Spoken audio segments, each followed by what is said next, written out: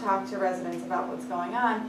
And we kind of, first of all, we don't have here in Wellington a venue that could really host that many people, and we thought it wouldn't make sense for every town to be doing that sort of thing. So we sort of joined forces and planned this meeting together, which was I think, a pretty good meeting. It was pretty well attended. There were hundreds of people there. And we got to hear the latest and greatest of what's going on with the investigation and the plans that the state has for how they're hoping to help residents going forward. And there were a lot of questions and comments in the question and comment section. So if anybody missed it, there was a lot of news coverage about the meeting. And I don't know, Corey, our reporter, who was there. What came out of that, I think it was the day after, the town managers from the other towns and I were talking about some of the ideas that had come up during the meeting, and I thought, and it was actually Steve Werbner, who was the town manager in Talon, had the idea of coming up with some kind of a resolution that all the towns affected, which I think there's at least 20 towns in Connecticut alone, and there might be several in Massachusetts as well. It's very minimal in Massachusetts. Yeah. Very minimal. It's not like here. Not widespread. So we I have just worked on this over the last few days and I think there might be more things to add to it, but basically, and I'll bring it up at another meeting, but I thought I'd just sort of float the idea for now. Because a lot of the things that came up are things, a lot of the residents are coming into the town office building asking us for help of what to do, and there isn't a lot that the town can do at this point, and we can't even refer to different professionals to help because, first of all, there aren't that many that are qualified to, and we haven't been given a list of qualified people. And the last thing that I want to do is tell somebody, go talk to this person when we don't know if we should be recommending that person, because it's a very specialized thing. And all we can do is refer them to the state website. It's really all we can do. Yeah. For now. Yeah.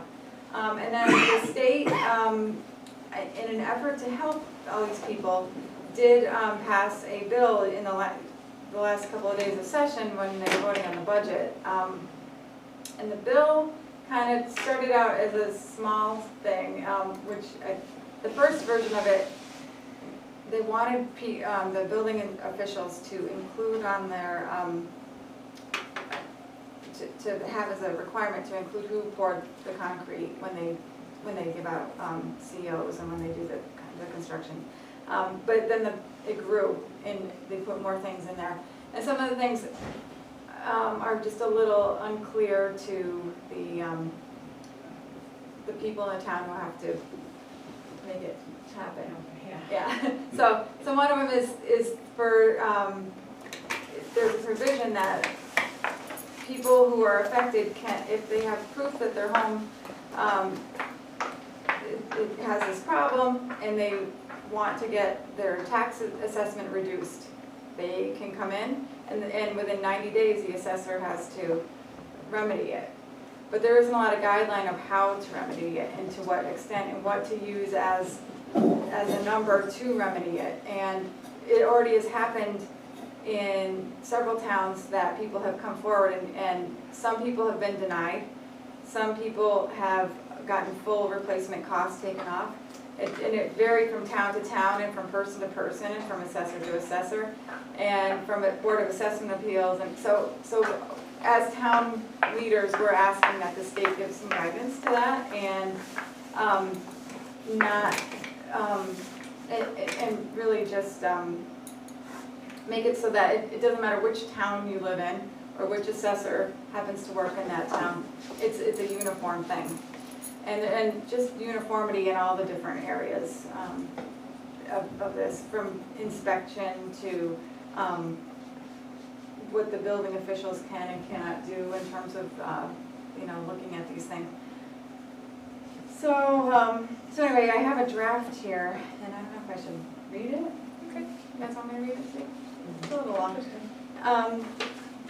Okay, whereas area municipalities in eastern Connecticut with residents impacted by crumbling home foundations recognize and appreciate the diligent work performed by state officials led by Lieutenant Governor Wyman and Commissioner Jonathan Harris of the Office of Consumer Protection to investigate the cause of the problem, to explore possible means of assisting homeowners, and to review possible legal remedies. And whereas the complexity of the issue requires time to thoroughly investigate all facets of the issue, which review is necessary should there be any legal remedies available. And whereas the state works through its deliberate process, homeowners are finding it necessary in some cases to take immediate action to protect their legal rights and or to make costly repairs to failing foundations. And whereas it's the collective opinion of the municipalities that are signatories of this resolution that impacted homeowners need immediate interim relief. Now therefore, be it resolved that the state of Connecticut is strongly encouraged to establish an emergency repair fund under the auspices of the state treasurer and administered by the Department of Consumer Protection to provide a means of interim financial relief to those residents currently impacted by crumbling foundations and who have had to expend funds for legal assistance related to the problem and or to make repairs to foundations. And furthermore, possible sources of funds for the recommended emergency repair fund could include the Small Town Economic Assistance Program, an adjustment to the conveyance tax, and the Small Cities Grant Fund. And furthermore, the state of Connecticut should engage qualified analyst consultants to conduct a financial impact study to assess the effects of the issue of crumbling home foundations on communities in eastern Connecticut, including but not limited to the impact on the overall economy, the housing market, and the municipal grand lists. And furthermore, the state of Connecticut should convene a meeting with the Connecticut Assessors Association, local assessors, chief elected officials, and town managers to develop a uniform method for determining any future reductions in the value of impacted homes based on recently adopted legislation pertaining to this matter. And furthermore, the state of Connecticut should identify a list of qualified contractors to conduct inspection services and foundation repairs and develop a pricing index including a maximum per square foot cost which qualified contractors can charge homeowners for services. And furthermore, the state of Connecticut should provide emotional support systems to assist impacted residents with family complications associated with this problem.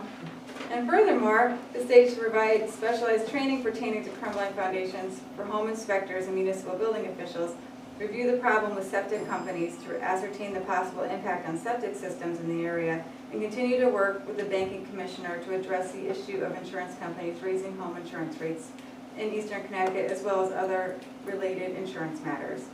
And then it just says municipal officials stand ready to work with state officials to ensure immediate attention to the interim relief measures identified herein.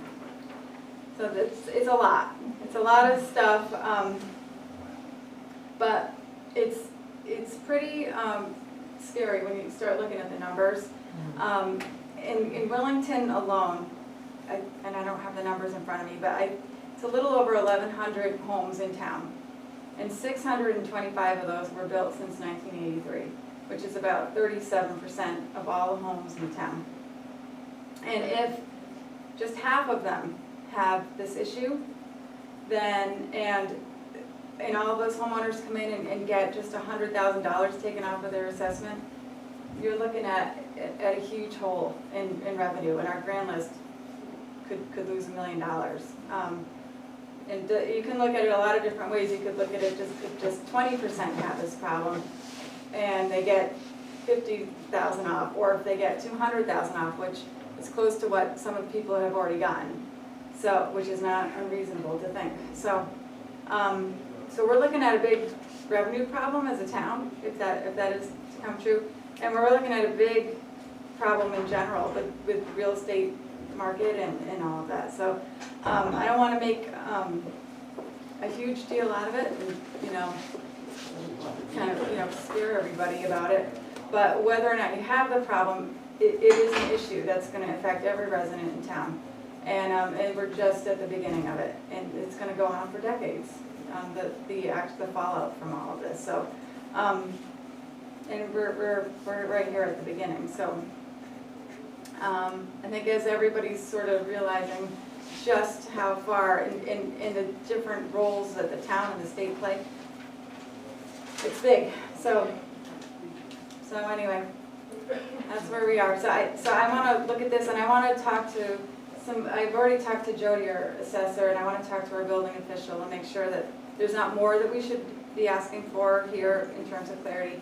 And also with, you know, down the road, we might need some help with some zoning regulations. If people can't live in their homes, or they want to be able to stay on their property while their home is getting worked on, or if they just cannot live inside their house, can they live in an RV in their backyard for a year or two? No, not currently, so that would require a change. Can you build a yurt and live in there? Probably not right now. If your house, but currently, if your house is, say your house burns down, you know how they bring those trailers in, we couldn't do that here? And do a whole building. Yeah, not when you're building. But if your house is on fire and the insurance pays for you, pays for that, I mean, I know lots of people who've done that, so just, Yeah. I'm not here, not in Wellington, but Yeah, is that considered an RV or is that not? We were looking into that when we were building, we couldn't do it. Right. yeah. When you really start thinking about it. But the contractors, they can live in your house when they do, like the people on the Yeah. road, they lived in their house through it.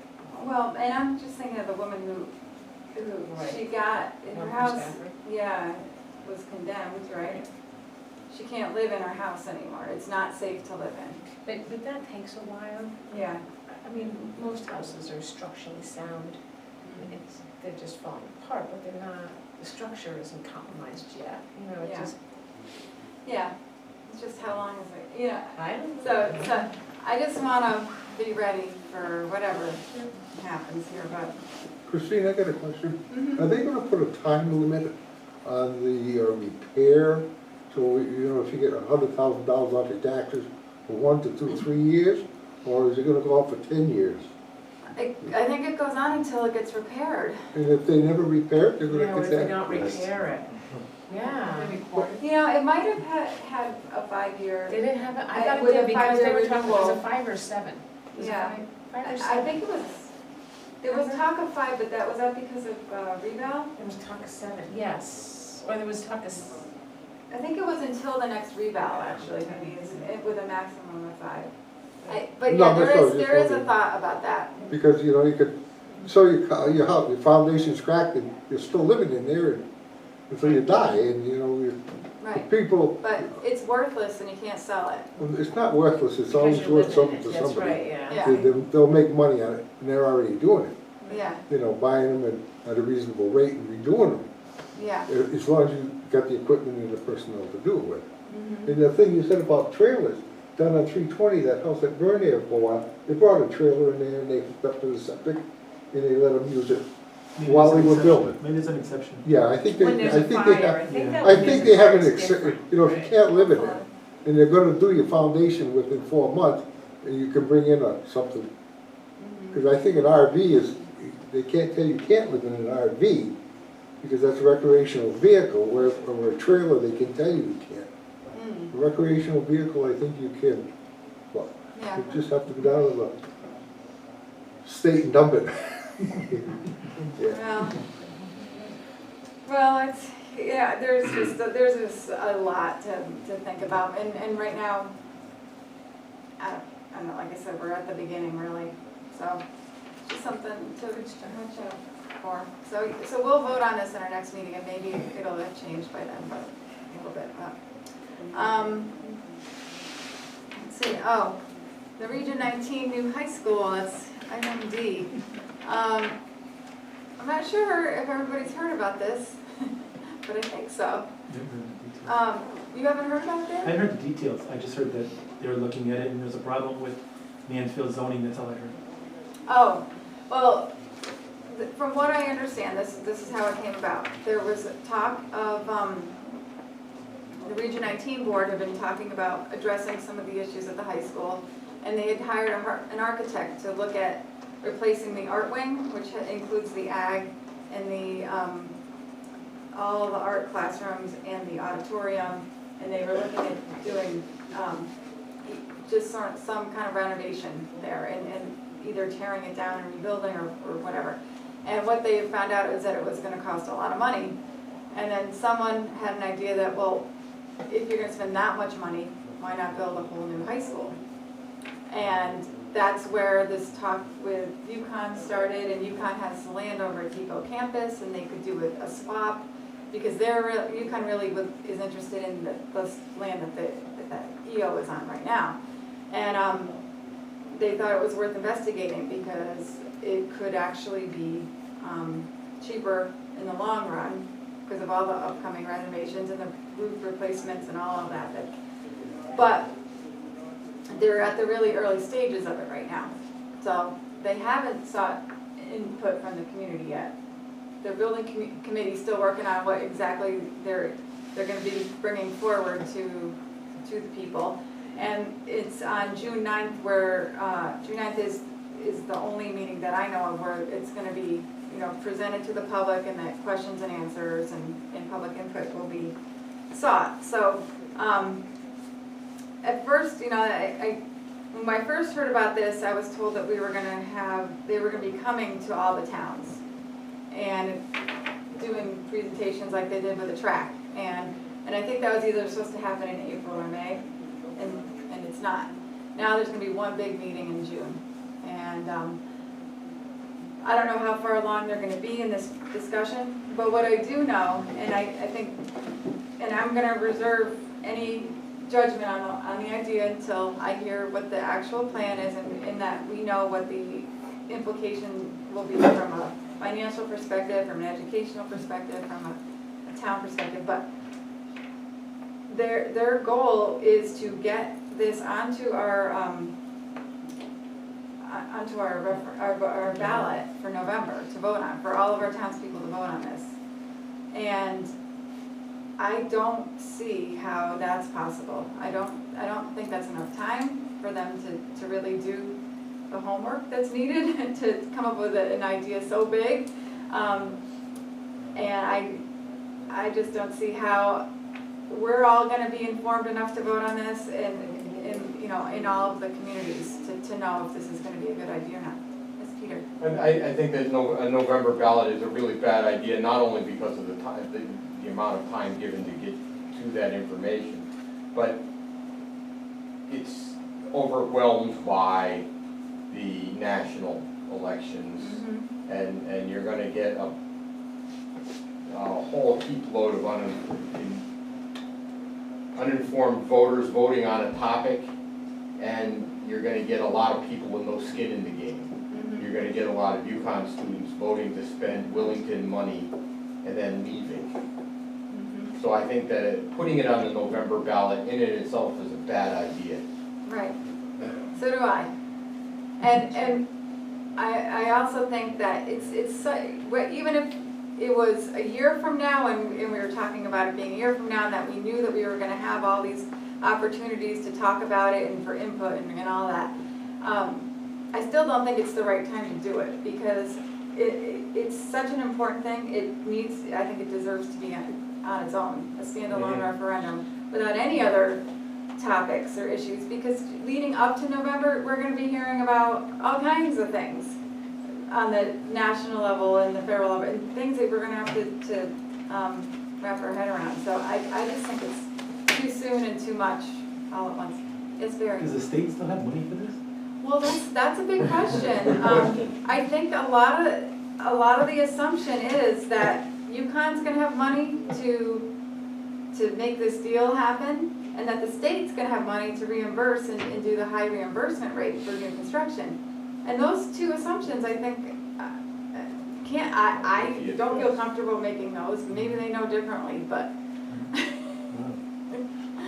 yeah.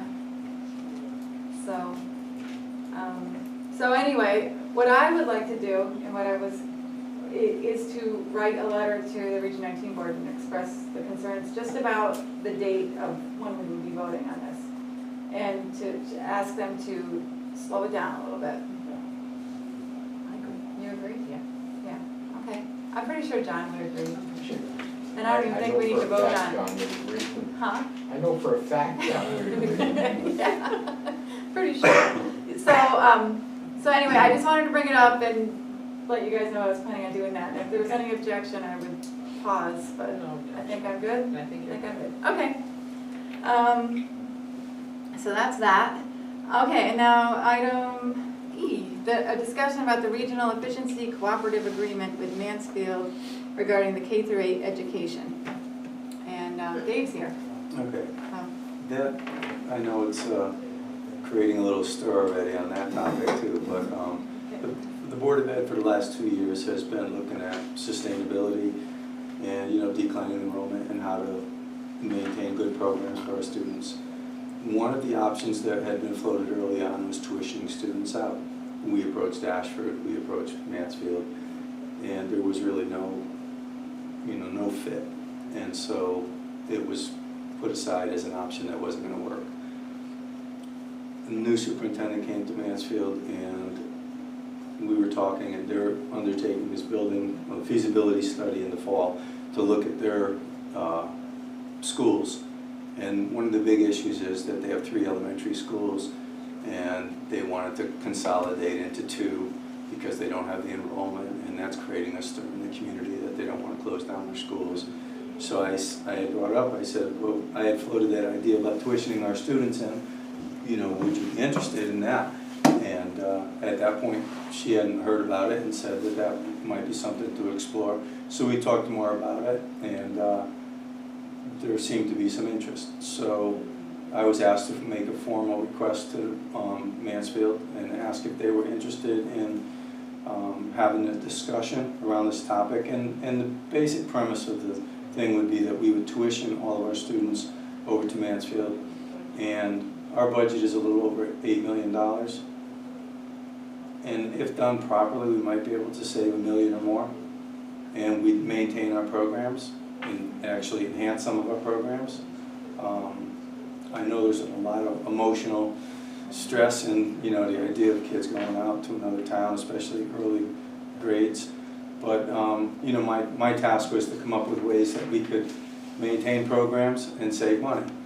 And so that's what I was pursuing. So at this point, Mansfield has responded that they are interested in formally having a discussion, and it would be with the superintendents, members of the Board of Ed, members of the Board of Selectmen, and I'm going to go to the Board of Finance on Thursday and ask for Board of Finance members also.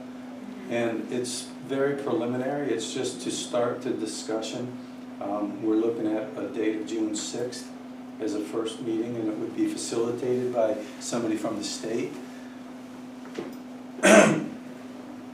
There's so many different facets to this, concept of how it would work, what they would charge us, what would be the reimbursement from the state, is it feasible for them? But it seems that there's a possibility that could be a win-win for everybody. I'm going to go to the PTA tomorrow, probably get tarred and feathered there for even bringing this stuff up, but it's, I think we should at least have the discussions. So I'm here asking if, the Board of Selectmen is interested in having representatives participate in the discussion, see where it goes. And, and we might find very quick that it's not going to work, but it might be something that's worth pursuing, because maybe it will work and it'll be savings.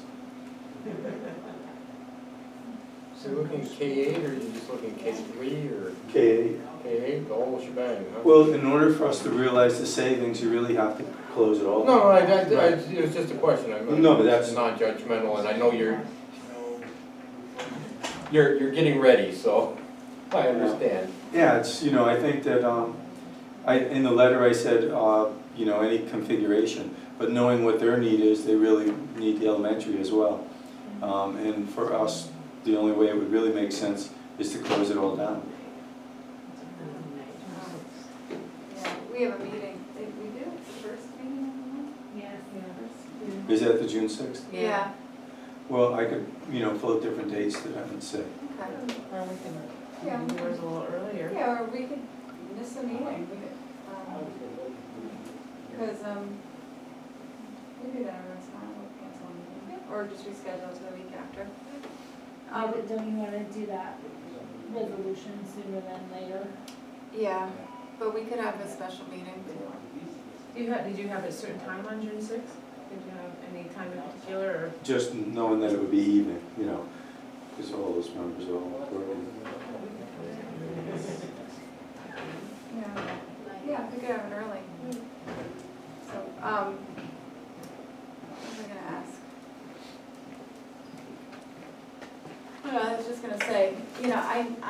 Board of Ed's been talking about what to do. And Wellington is not the only town with declining enrollment. Mansfield has it too. So it's Tom. So does Tallinn, so does Stafford, so does Ashford. Everybody is dealing with this issue and looking at what do we do, And we know that our budgets are, we've been kind of, holding them steady, but there's not much, we're gonna hit a point of diminishing return where we can't. So there's nowhere else to go. And we know that day's coming. And we got a little glimpse of it this year, but, I mean, my basic premise was, if you look at Region 19, we pay, all the sending towns pay about $17,000 tuition. That's our share. But Columbia tuitions in students, and they do it for about $11,000. yeah. And they pay for transportation and special ed costs on top of the $11,000. But they don't have a voice in the structure of Region 19. They're not gonna vote on this thing that you were just talking about. They just tuition students in. So if you take the same premise, we have an $8 million budget. If we tuitioned all our students in at a reduced per pupil, it would be maybe just over $4 million. If you put in maybe $4.5 million. If you do transportation, that's $500,000. Special ed costs could be $1 million or $1.5 million. And that's $6.5 million, and we're currently paying $8 million. So on the surface, it seems like there's a potential to save money and still have great programming. It's contingent on, will they agree to those sort of terms? There's a lot of things. Yeah, Do the people want their kids to leave the town? You lose control over it. How long of a commitment do you have to make? Because we don't want to spend money rebuilding their schools. Right. I didn't factor in the fact that our schools are old and that at some point, there's going to be a lot of costs associated with, taking care of the schools. This is just. Or building a new one. Or building a new school, but that was one option, is tuitioning out. We also have another option of building a new school, which we'll pursue that also. But there's an opportunity because of the feasibility study in the fall, that once they do that and they take care of their schools, there won't be room for us to go. There would be an opportunity at this point, so it's worth having the discussion. That's. Yeah. Even Indio Smith, we can vote, but we really never have a say because we're too small. It doesn't matter what we vote. We could all vote no for something, and we're outnumbered by Mansfield, and so it doesn't really matter. We really don't have a say there anyways. A side note on that though is with this new high school, it would have to pass in all 3 towns. Oh. Because that's part of the deal, so it isn't just majority. Oh, that's nice. Yeah, That's yeah. But yeah, I think it's worth having the I discussion think it about. is too. Right, and I'm sure members of the Board of Finance will be interested in at least hearing the discussion, participating in it. And we'll meet as a group that will have this counterparts from Mansfield, and we'll set up a few meetings to see if there's any legs to it. Okay. Mary Beth. Dave, could you elaborate, so the meeting will be, there'll be invited people that are allowed to speak?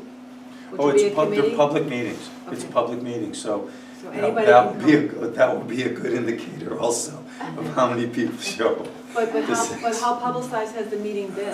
Well, we don't have a set yet. So as soon as we set it, we'll put it on the website. It'll be out there, and it'll be a public meeting, and I'm sure it'll be, present to speak also, Present to so. speak, yeah. We would want that because we want to know the tone of what's going on. And we'll probably have it in a big location. And actually, this meeting will happen prior to the big Region 19 meeting, Right. because that's on June 9th. So if this happened, you wouldn't even have a job. No. Talking myself out of a I job. just was wondering if you realized that you were. No, I know what I'm doing. Okay. What year are they looking at, This probably, if everything went smoothly, you'd probably be looking at 4 or 5 years from now, because they would undertake a building project. Yeah, this wouldn't happen in September. No, but Yeah. just to put it in there. Yeah. The scope. Well, we could at least listen. Yeah. Definitely, I think think we have to. We've gotten to the point where we have to think about these things and think about different options, and think about different ways to do things. And just continuing to do what we've done is not gonna work. The Board of Ed 5 has spent years 2 from now. years, looking at these things. And like I said, this was shelved, but now there's an opportunity again, so we're just bringing it up again. We're also, very interested in the idea of consolidation to build a new school and try to save money that way. The only thing, the difference in that is there's an initial expenditure and your savings won't come, till the bond is done. As opposed to, this could be something that you realize it from day one. But there's a big emotional, Yeah. charge to saying the kids are gonna go to another town, as opposed to having, control and keeping it in town. Yeah. But that's another, the new building would be a different discussion. Mhm. It'd be nice to weigh out, different options. Okay. So, Just let us know. do you wanna be on this, or you want me to be on this? I think that, Christine, you should definitely be on, Yeah. but you should have any, thoughts on that. There's several members of the Board of Ed that wanted to participate too, so. Oh, okay, so if we just show up, we don't need to, there's not like one slot for the No. Wellington Yeah, stuff. they asked me how many people, and I said Okay. I'll tell them after I go to the Board of Okay. Oh, I'm Finance. definitely Okay, go. you wanna go? Yeah, Okay. oh, yeah, and John will probably go too. You think?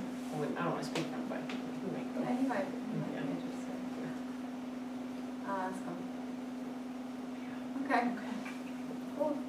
So we Thank just you. need to know what time, Thank you. and then we can. Yeah, just as soon work out- as, Yeah. on Thursday, I'll speak to the Board of Finance and see what dates, are good with them too, but I'll go back and right now it's a tentative of June 6th, but And which is okay, if we know the time, we can work our meeting around it, right? Yeah, we can definitely do that.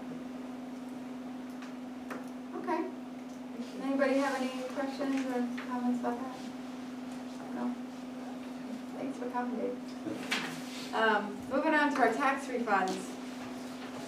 I'll just go through them quick. Make a motion to refund of excess payment to Evan Tyndall in the amount of $9.90. Second. Discussion. All in favor? Aye.